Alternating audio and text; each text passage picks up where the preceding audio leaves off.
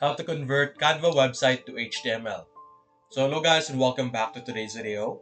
In today's video, if you want to convert your Canva website into an HTML to be able to insert it to a different website or something similar, what you need to do is you're going to click on share over here on the top right, and over here click on see all.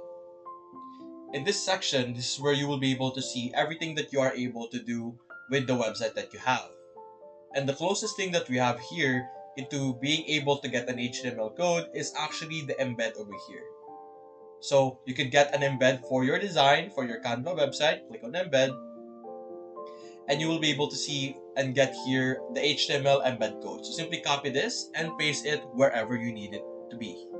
You could be your website or your WordPress, depends on where you want to use it. It's going to be able to import your design, which is this one, into the website or platform you're trying to paste it to.